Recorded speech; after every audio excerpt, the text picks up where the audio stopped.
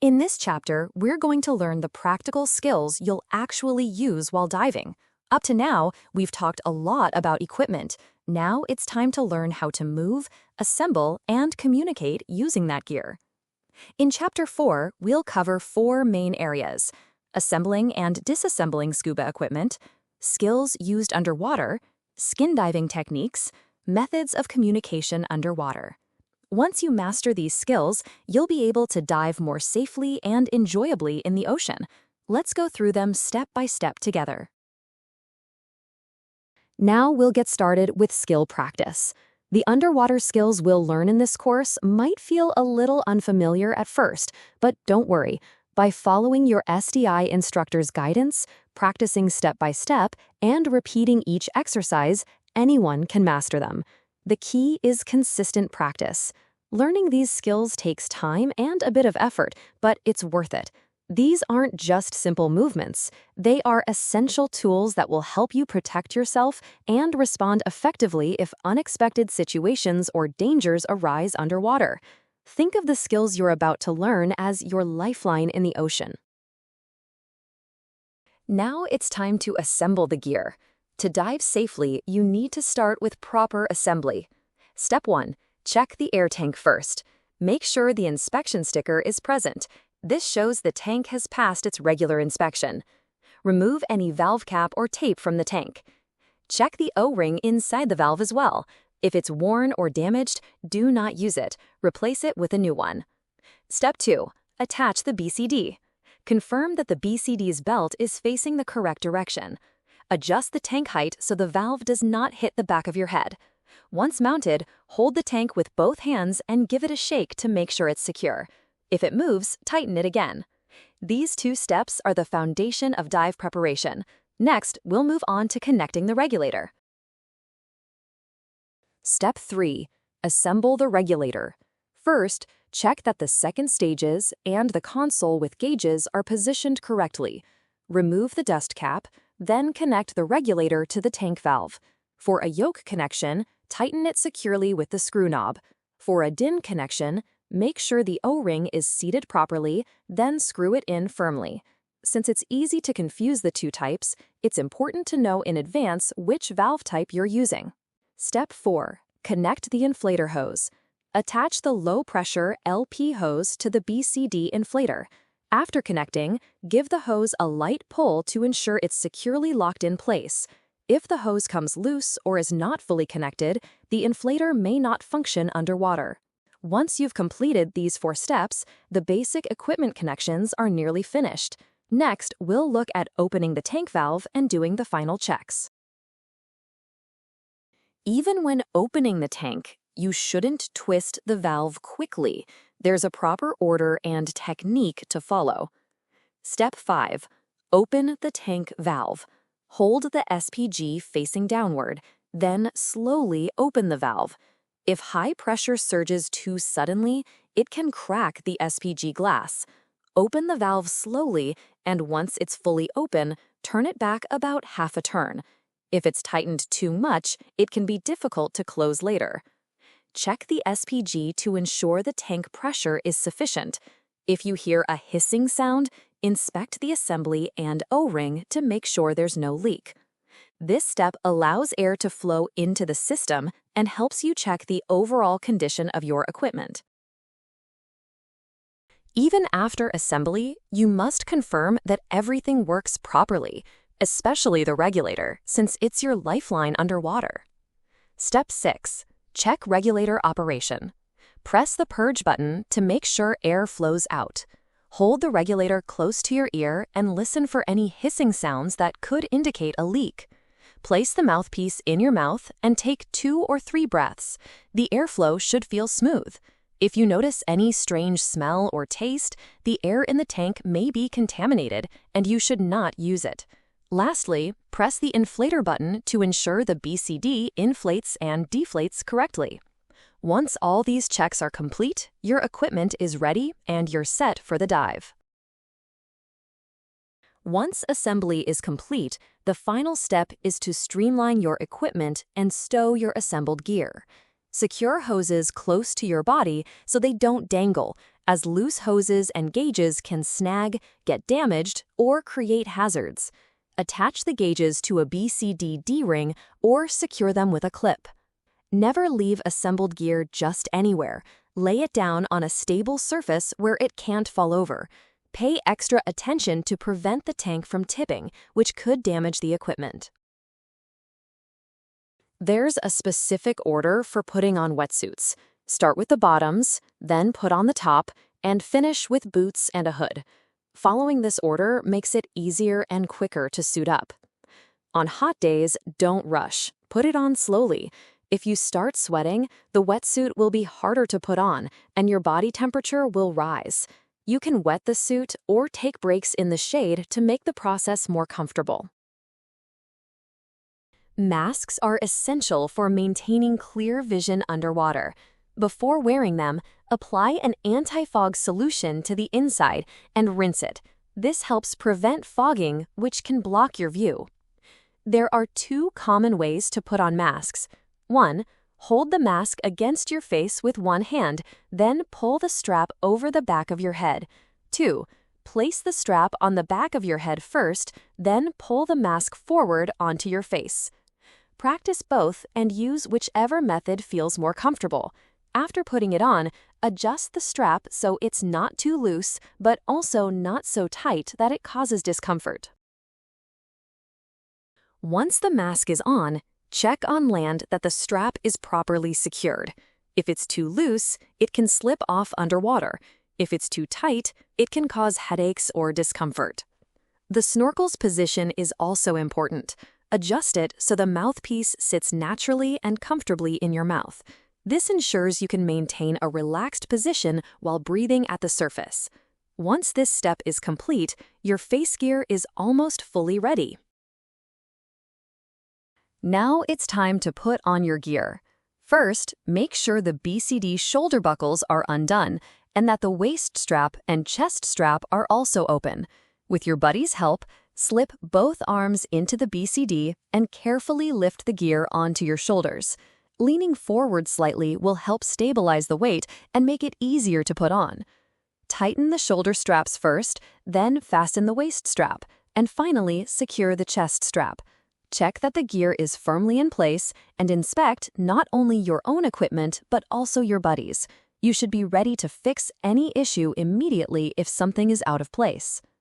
Most importantly, never rush. Take your time and put your gear on calmly and carefully. Before diving, you'll receive a dive briefing. This is led by the dive master or instructor and is an important time for sharing the dive plan and safety information. It's not just a simple announcement, it plays a big role in preventing accidents, so you should listen carefully. A briefing typically covers the purpose of today's dive and the entry and exit methods, dive limits such as maximum depth, bottom time, and minimum air reserve, emergency procedures, and the hand signal system used with your buddy. By understanding all this information, divers can anticipate situations, prepare in advance, and enjoy a safer, more enjoyable dive. Before starting a dive, a basic equipment check is done, commonly called the ABCs. Air on, tank valve open. Check that the tank valve is open. Without air supply, diving isn't possible. BCD inflated. Add air to the BCD to make sure it inflates properly. Computer on. Make sure the dive computer is turned on and functioning, as it's essential for tracking depth, time, and decompression information. Dive gear on. Confirm that all gear is worn and secured correctly. Enter the water. Once everything is ready, enter the water. This simple ABCs checklist is essential not only for beginners, but also for experienced divers. Fins are essential for generating propulsion underwater, and there are a few key points to keep in mind when putting them on. Wear dive boots first before putting on open heel fins. Adjust the strap length so the fins are neither too loose nor too tight. To avoid falling, hold on to your buddy or a wall while putting them on. After putting on fins, you'll need to move to the entry point. Walk backward or sideways rather than forward. Walking forward and dragging the fins can easily cause you to trip. Among diving equipment, weight belts are used to control buoyancy and are essential for maintaining proper balance underwater. They must be worn in a way that allows for quick release in an emergency. Weights should be distributed evenly to prevent them from shifting to one side. Uneven weight placement can cause tilting or unbalanced buoyancy, making control more difficult. Always make it a habit to check that your weight belt is properly secured as part of your final pre-entry inspection. There are several ways to enter the water, but regardless of the method, some steps must always be followed. 1. Hold the regulator in your mouth. 2. Inflate the BCD enough to stay afloat at the surface. 3. Check that the area below the entry point is clear of obstacles. 4. After entering the water, give the OK signal to let your buddy and others know you entered safely. Now let's look at the standing entry method, also called the giant stride entry. This method is commonly used when entering deep water, such as from a boat or pier where there's a significant drop below your feet. Before entering, use one hand to hold your regulator and mask firmly in place, and use the other hand to secure equipment like your alternate air source or SPG so it doesn't swing forward. The key is to keep your body stable and balanced. From the edge, bend your knees slightly, then take a large, confident step forward into the water. Keep your weight centered forward to ensure a solid, safe entry. Now let's look at the seated entry method. This method is used in low entry locations such as shallow rocks or the edge of a swimming pool. With your gear on your back, start by sitting down. Sit on the edge with your hands supporting your body, then rotate to one side and gently lower yourself into the water. After entering, you'll end up facing toward the wall or edge you entered from. The back roll entry is mainly used from small boats where standing entries are difficult due to limited space or balance issues. With your gear on, sit on the edge so the tank is positioned toward the outside of the boat, keeping your legs together in front of you. Hold your mask and regulator firmly with one hand and use the other hand to gather and secure your SPG and octopus hoses at the front. Roll backward into the water. Since this method can cause you to sink about 1 meter before resurfacing, you may need to equalize immediately upon entry. The shore entry is suitable for gently sloping areas, such as beaches, lake shores, or riverbanks. Wear all your equipment except for fins, then walk into the water until it's about waist deep or deep enough for your gear's weight to be supported. With your buddy's help, maintain balance while putting on your fins. Once both fins are on, swim out to deeper water before beginning your descent. In areas with waves, it's harder to maintain balance, and incoming waves can easily dislodge masks or other gear. To reduce this risk, put on your fins in a calm area, hold your regulator in your mouth, and keep one hand on your mask while walking backward into the sea. When meeting an incoming wave, bend your knees to lower your center of gravity and lean your body toward the wave to avoid losing balance from its impact. If you do lose balance and fall, don't try to stand back up. Instead, swim quickly out of the area and move into deeper water. Waves follow a predictable pattern and timing, so observe them before entering. Time your entry for the moment when the waves are weakest, then move quickly into calmer, deeper water before a larger wave arrives. This section covers underwater skills. These skills should first be learned in a pool where you can watch the instructor's demonstrations and then practice thoroughly under their guidance. Because they are essential skills, you should master them in the pool before practicing them in the ocean. A BCD controls whether you float or sink underwater. There are two ways to add air to it. The first is oral inflation. Place your mouth on the inflator's mouthpiece, press the deflate button, and blow air into it. After blowing, release the deflate button to close the valve and prevent air from escaping. Repeat this process until the BCD has enough air.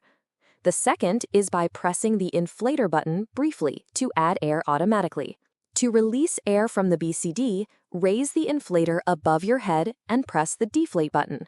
For complete deflation, the inflator's exhaust opening must be higher than the BCD's air bladder when you press the button. If you wear too much weight when diving, you'll sink continuously. And if you wear too little, you'll just float at the surface and be unable to dive properly. With all the air removed from your BCD, take a full breath. If the water level is at about eye height and you sink slightly when you exhale, your weighting is about right. The proper amount of weight varies depending on body type, equipment, and the type of suit you're wearing, so it's important to test and adjust your weighting in a pool first. Remember that in saltwater, you'll need slightly more weight than in freshwater. The order of descent is important. Dropping straight down without following proper steps can put stress on your ears or body. 1. Signal your buddy for descent and wait for their reply. 2. Check your compass for the planned direction. 3. Switch from your snorkel to your regulator. 4. Check and note your dive start time. Dive computers calculate this automatically, so this is just for reference. 5. Release air from your BCD gradually while descending. 6. Begin equalizing immediately and repeat it regularly during descent. 7. Adjust the air in your BCD during descent so you reach neutral buoyancy when you arrive at the bottom. Sometimes you may need to remove your regulator underwater, for example, to orally inflate your BCD or to switch to your snorkel at the surface without lifting your head. When this happens, water will enter the regulator. You should never inhale immediately after putting it back in your mouth. First, you need to clear the water. There are two clearing methods, oral and purge. Oral method. If you still have air in your lungs, place the regulator in your mouth and exhale forcefully to blow the water out naturally. This is the most basic method. Purge method. If your lungs are empty and you can't exhale strongly, place the regulator in your mouth and press the purge button briefly. The water inside will be expelled automatically. After clearing, take your first breath slowly and carefully. A small amount of water may still be inside and could enter your throat. One important habit: never hold your breath underwater. Always exhale continuously, even if the regulator is out of your mouth. Holding your breath can put dangerous pressure on your lungs. Also, if you feel nauseous or need to vomit underwater, keep the regulator in your mouth and let it happen. The vomit will pass out just like exhaled air. Stay calm and handle the situation steadily. Sometimes, while diving, your regulator may accidentally come out of your mouth. If that happens, don't panic, stay calm, and retrieve it using one of two simple methods: sweep or reach. Sweep method. Tilt your body slightly to the right while swinging your right arm backward in a wide arc. The regulator hose will naturally catch on your arm. Grab it and place the regulator back in your mouth. Reach method.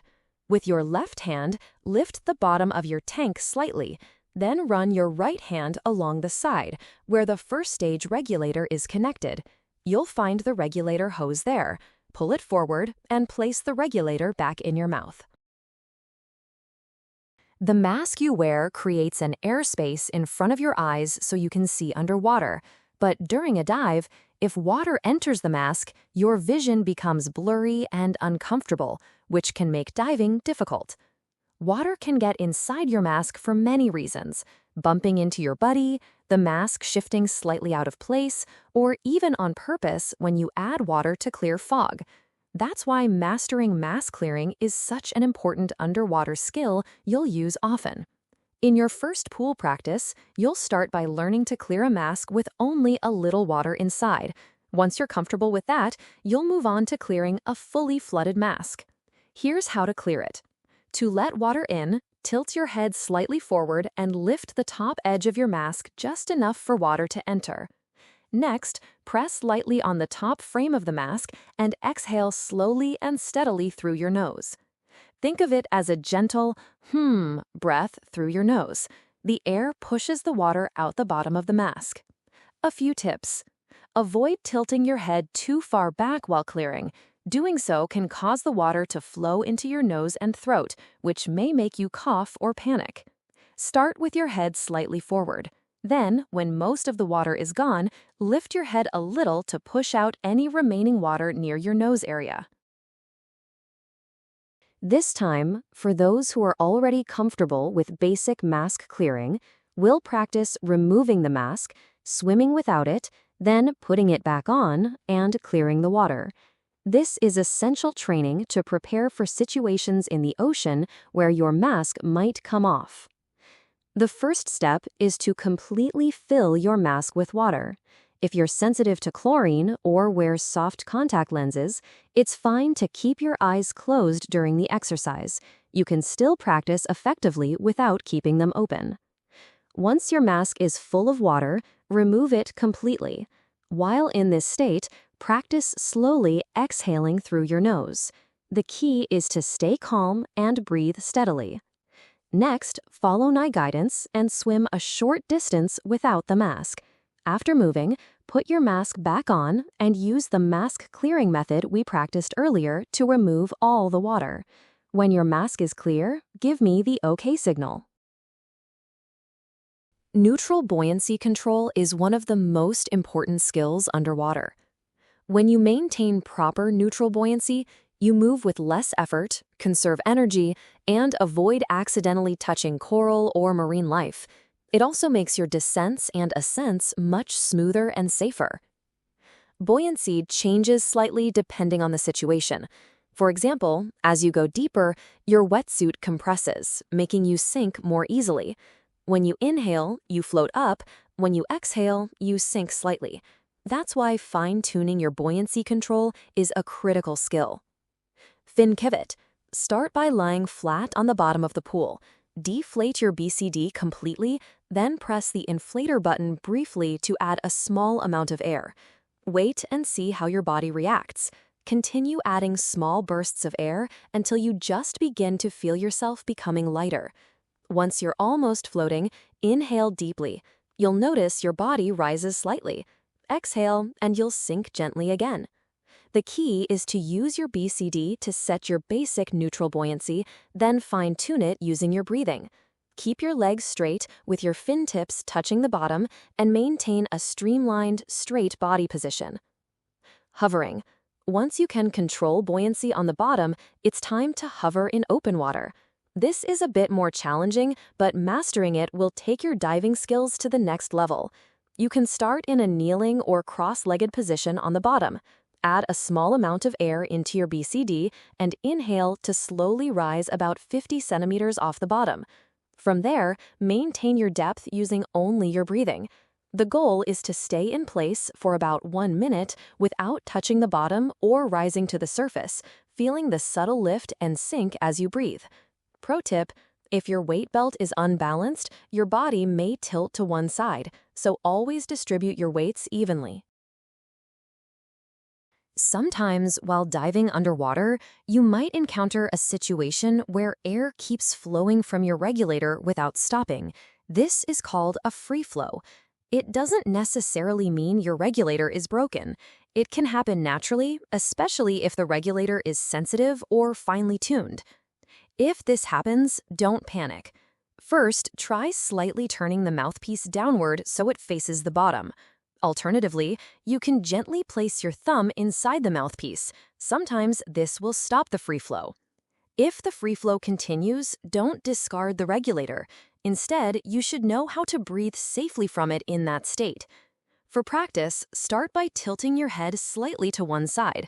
This prevents the strong stream of air from shaking or dislodging your mask. Next, rotate the mouthpiece slightly and keep it just outside your lips, not fully in your mouth. In this position, keep the purge button pressed and breathe slowly and deeply. At first, it might feel awkward and the air pressure may seem strong, but the key is to experience that you can still breathe comfortably using the continuous airflow. Now, let's look at some swimming techniques used in diving. When moving underwater, the most basic skill is kicking, and the most common type is the flutter kick. The flutter kick is similar to the leg motion in freestyle swimming, but in scuba diving, you move your legs a little deeper and more slowly instead of kicking quickly. This helps reduce unnecessary energy use, conserve air, and let you enjoy your dive for longer. Next, there's a variation called the modified flutter kick. This is used in silty environments or near marine life when you want to avoid disturbing the surroundings. You move only the lower legs from the knees down in small, gentle up and down motions. Another technique is the frog kick. As the name suggests, it's like the way a frog pushes its legs out to the sides and then brings them back together. It's often used in technical diving when you need more propulsion or when diving in enclosed spaces where you don't want to stir up sediment. It can be tricky at first, but once you've mastered buoyancy control, it becomes a very useful kick. It doesn't happen often, but when the water temperature is low, when you're tense, or when your muscles are fatigued, you may occasionally get a cramp in your calf or thigh. If you get a cramp underwater, the most important thing is to stay calm and handle it steadily. If you're alone when the cramp happens, first, stop swimming and lower your position in the water. Bend your body slightly forward, then grab the tip of your fin with one hand. With your leg fully extended, slowly pull it toward yourself, stretching the calf muscle. At the same time, gently massage the muscle with your other hand. Hold this position until the pain is completely gone. If your buddy gets a cramp, first, support the back of their ankle with one hand. Then, with your other hand, push the sole of their fin slowly toward their face. This movement stretches out the calf muscle. Repeat slowly until the cramp releases, and once they recover, help them return to their normal position. This time, let's learn how to remove and redon a weight belt underwater. This skill is useful if your weight belt comes loose during a dive or if you need to adjust its position. It's important to practice so you can respond quickly without losing balance. Removing the weight belt. At the bottom of the pool, fully deflate your BCD to create negative buoyancy. Then, place your right foot forward and kneel on your left knee. With your right hand, release the buckle of the weight belt and pull the belt free from the buckle. Grip it firmly, extend your arm forward, keeping your right foot out in front and your body slightly leaned back to maintain stability and prevent yourself from floating up. Redonning the weight belt. Bring the weight belt you extended forward toward your chest, then lift the buckle with your left hand and transfer the whole belt into your right hand. Move the belt behind your waist with your right hand, grab the buckle with your left hand, and secure it in place. After fastening, check that no hoses or other equipment are caught on the belt. If you're floating or having trouble maintaining balance, lie prone, holding the opposite end of the weight belt, the end without the buckle, in your right hand against your thigh, and rotate counterclockwise. This will rest the weight on your thigh, allowing you to pull it up and secure it back into position. This time, we'll practice removing and redonning scuba equipment underwater. Although this skill isn't often used in regular dives, it becomes essential if your gear is tangled or if the air tank has shifted in the BCD and needs to be repositioned.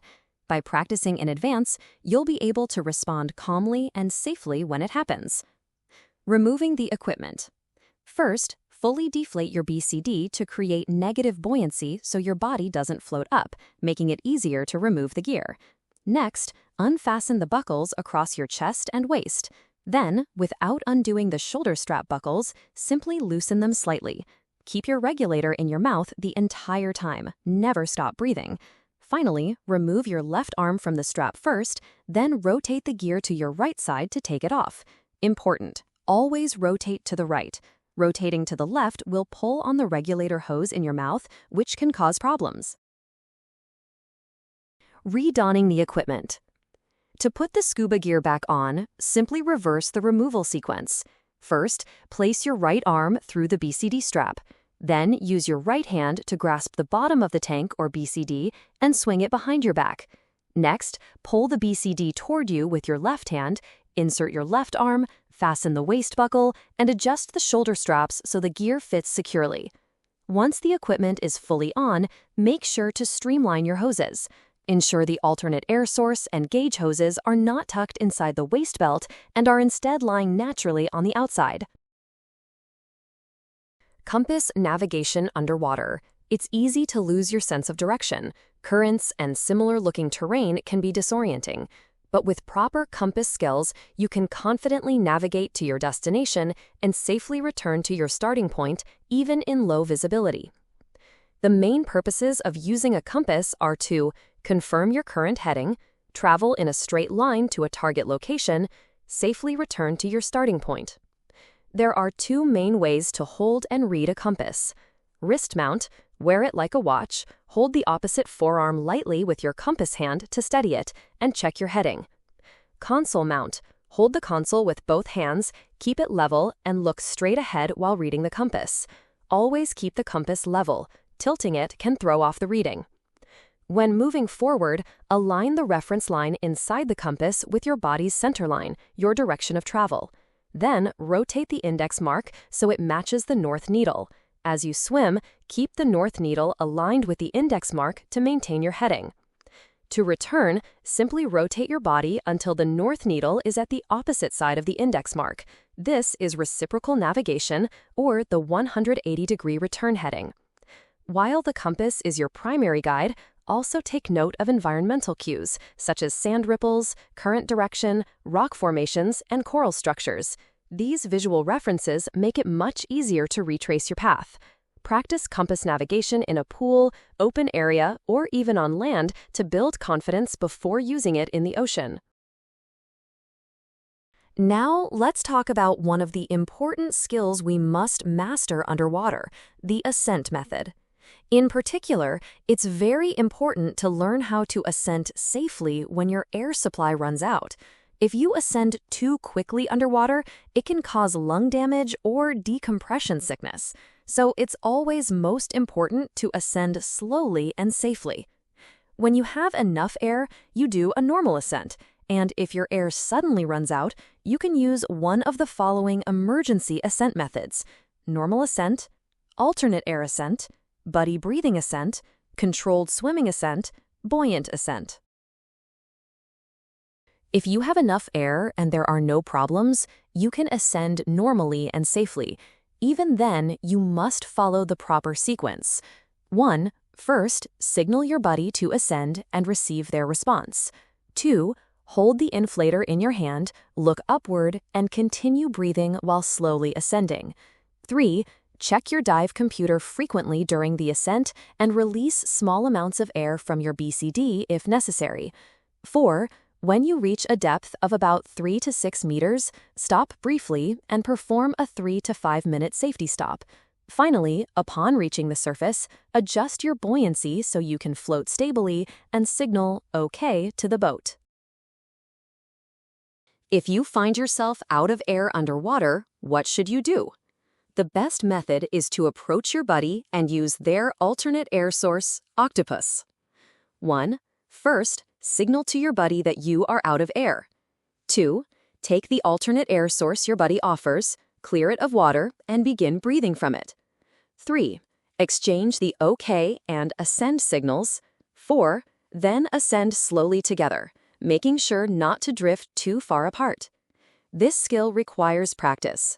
Once mastered, you'll be able to use it calmly even in real situations.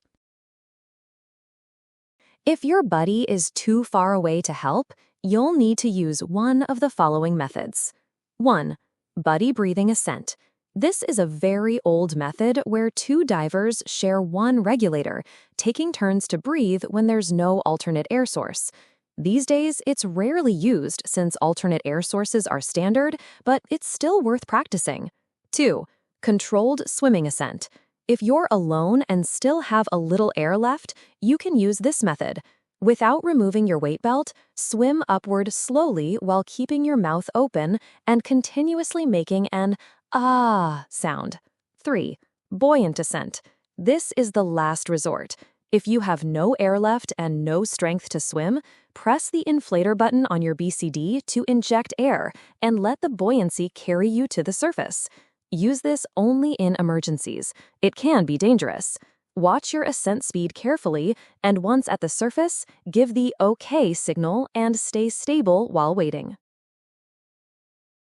Now, let's go over how to disassemble your gear after a dive. Step 1. Remove weights and accessories. Start by detaching any accessories from your BCD, such as a slate or underwater light. Then, carefully take the weights out of the pockets.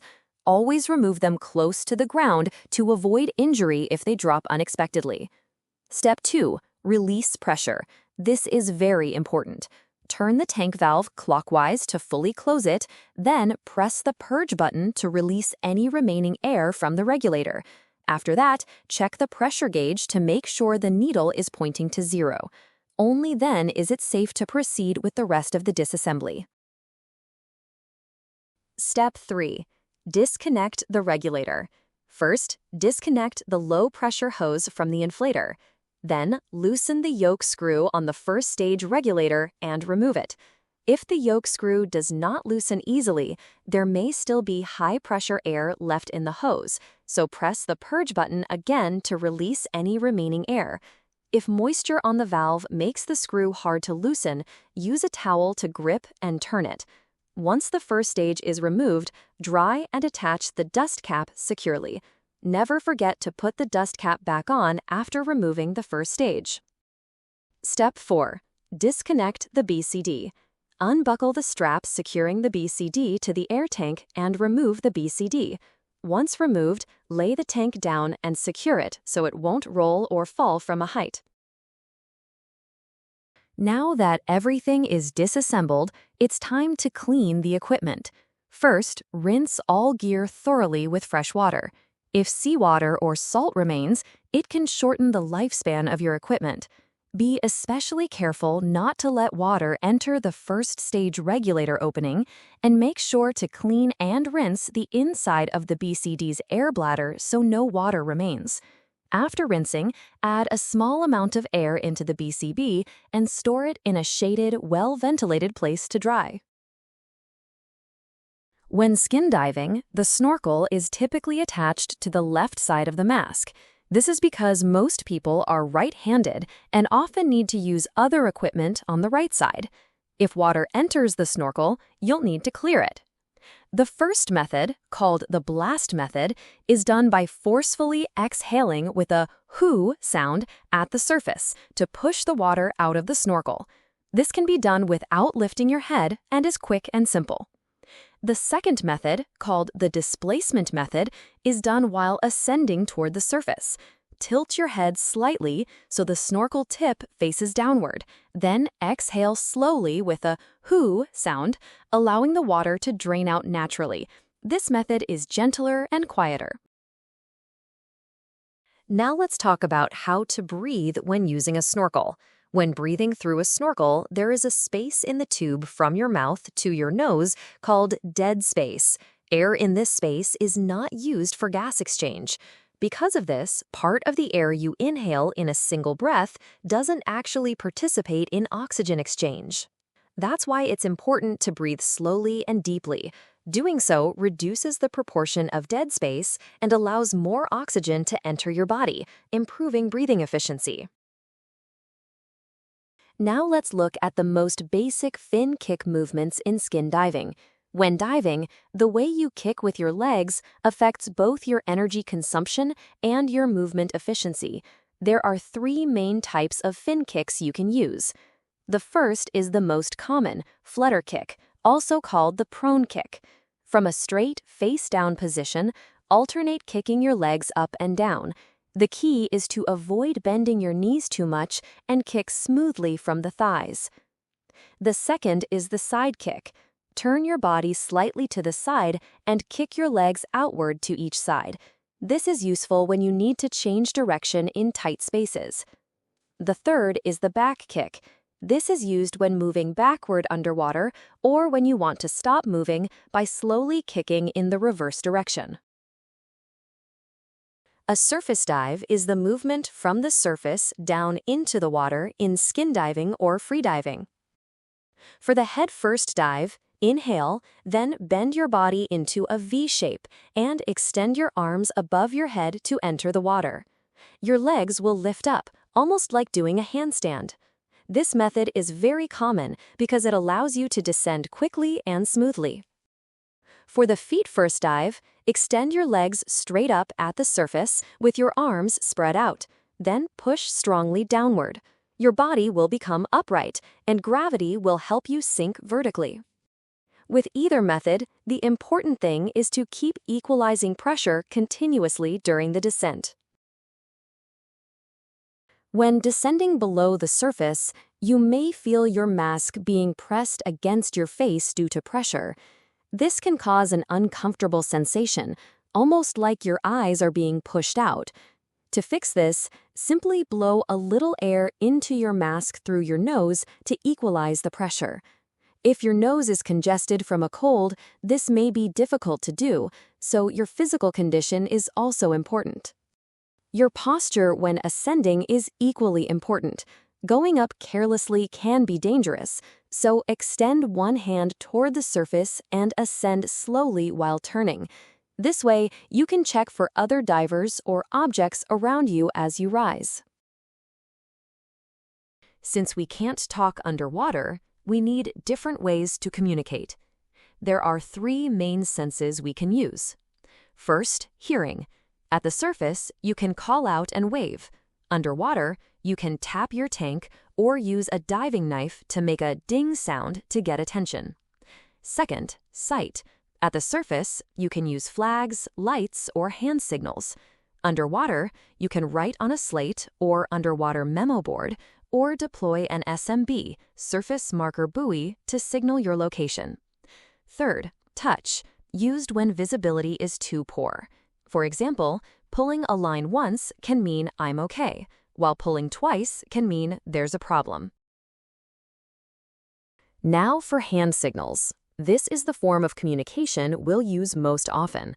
Making a circle with your thumb and index finger means okay. An open palm raised upward means ascend, and lowered downward means descend.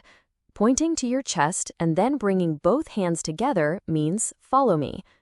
Because hand signals are quick, accurate, and require no equipment, it's important to practice and memorize all the signals listed in the manual. Let's review what we've learned with some practice questions. 1. Which of the following is incorrect when attaching a buoyancy compensator, BC, and regulator to a scuba cylinder? Answer: C. Tightening the regulator's first stage yoke clockwise with both hands as tightly as possible. When connecting the first stage regulator to the cylinder valve, you don't need to over-tighten it with a wrench or excessive hand force. Finger tight is enough. Over-tightening can press on the valve's internal seat, causing damage. If the seat is damaged, air may leak. 2. What is the most appropriate way to check that the cylinder is securely attached to the buoyancy compensator? Answer: A. Push or lift the upper part of the buoyancy compensator up and down to check for movement. The surest way to confirm a secure attachment is to move the BC up and down. It should remain firmly connected without slipping off the cylinder. 3. Which of the following is not a correct reason for streamlining hoses and accessories? Answer: D. To make it easier to communicate with your buddy. The main reasons for streamlining are to reduce drag, prevent gear damage or entanglement, and allow smooth movement. Communication relies on hand signals and visual cues, not hose arrangement. 4. Arrange the steps for assembling scuba gear in the correct order. Answer: A. Inspect the tank. attach the buoyancy compensator, assemble the regulator, connect the low-pressure hose, open the tank valve. When assembling gear, always check the tank first, then attach the BC, assemble the regulator, and connect the low-pressure hose to the BC. Finally, open the tank valve to ensure proper air supply. Following this order ensures the equipment is prepared safely. 5. Which of the following is not a common entry method? Answer: D. Forward roll. A forward roll is not a standard scuba entry method. Common entries include a giant stride, seated entry, and backward roll, depending on gear and surface conditions. A forward roll is rarely used in real diving and can be dangerous. 6. Which of the following is not appropriate when entering the water where there are waves? Answer: C. Holding the fins and advancing directly into the waves. On a shore with waves, heading straight into them can be dangerous. You may be pushed back or lose balance. Instead, face away from the waves and move through them with the timing of the swell. Standing directly in front of incoming waves with fins on makes balance difficult and increases risk. 7. When a scuba diver is wearing the correct amount of weight, after fully deflating the BC and taking a breath in, the water level should be at which point? Answer: A. Eye level. With proper weighting, fully deflating the BC and inhaling should bring the water level to the diver's eyes. If you sink lower, you have too much weight. If you float higher, you have too little. Eye level is the standard for checking neutral buoyancy at the surface. 8. Which of the following is not a pre-dive final check item? Answer: D. Creating a dive plan. A dive plan should be made during the briefing or preparation stage, not right before entering the water. The final check focuses on making sure the equipment is functioning properly, valves, dive computer, and air supply included. 9. Which of the following lists the correct order for descent? Answer: A. Give the descent signal to your buddy, check your direction of travel, switch to the regulator, descend, equalize, adjust neutral buoyancy. Before descending, always signal your buddy, confirm your direction, and switch from snorkel to regulator. During descent, equalize your ears frequently and adjust neutral buoyancy at the right depth for stable control. 10. Which of the following is an incorrect description of the back roll entry? Answer: C. This method is the best for maintaining orientation when entering the water. The back roll entry is often used from small boats where space is limited or stability is difficult to maintain. However, it can momentarily cause disorientation upon entry, so it is not the best method for maintaining orientation. 11. Which of the following is an incorrect description of regulator clearing? Answer: D. To practice pressing the purge button, exhale all the air from your lungs and then remove the regulator from your mouth. Regulator clearing is a basic skill for removing water from the regulator underwater, done by pressing the purge button or exhaling through the mouthpiece.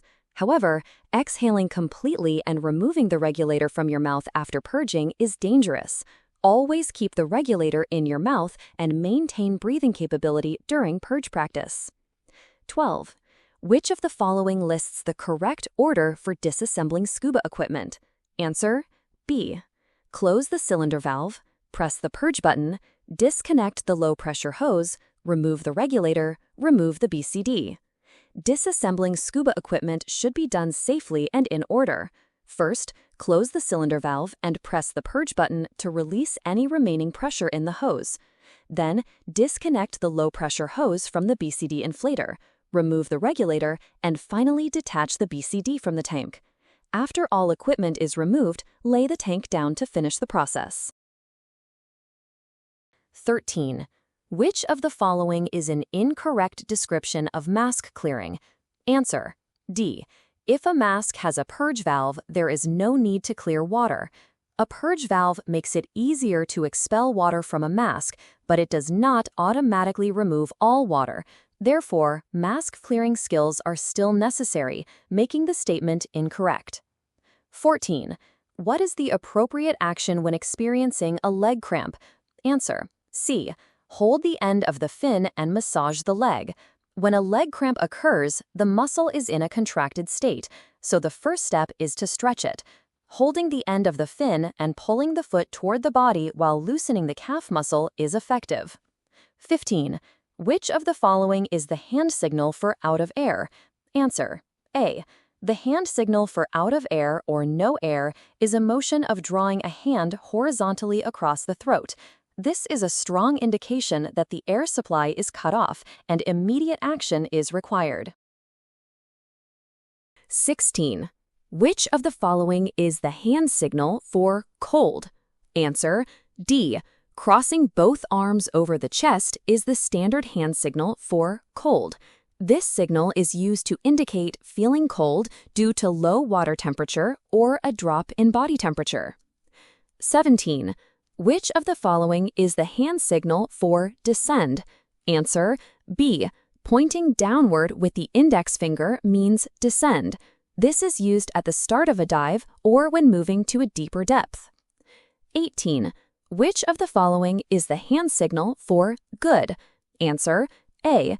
In daily life, a thumbs-up gesture means good or okay, but in diving hand signals, it means ascend, so it must be used with this distinction in mind during a dive. 19. Which of the following is the hand signal for cannot equalize? Answer: C. Pointing to the ear means that equalizing is not working properly.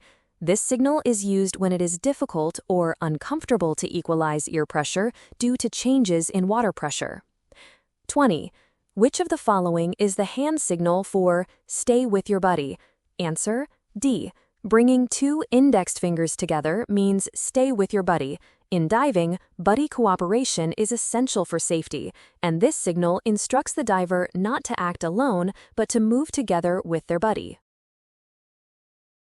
All right, let's briefly review what we learned today. You've learned how to assemble and wear your equipment, and how to disassemble and store it after a dive. Let's go over what we've covered: how to communicate underwater, how to enter and exit the water, how to check your air before diving, how to adjust your buoyancy compensator, how to descend and ascend safely, where and how to wear your weights, how to clear water from a snorkel, how to use your regulator, how to find and clear a lost regulator, how to use a free-flowing regulator, how to clear a flooded mask, how to perform fin kicks, how to deal with leg cramps, how to conserve air, how to ascend with a controlled swim, and finally, how to navigate using a compass. These skills are not just for memorizing. They are essential for your safety and enjoyment in diving, so be sure to practice and master them until you can use them confidently in real situations. Do you have any questions about what we learned today?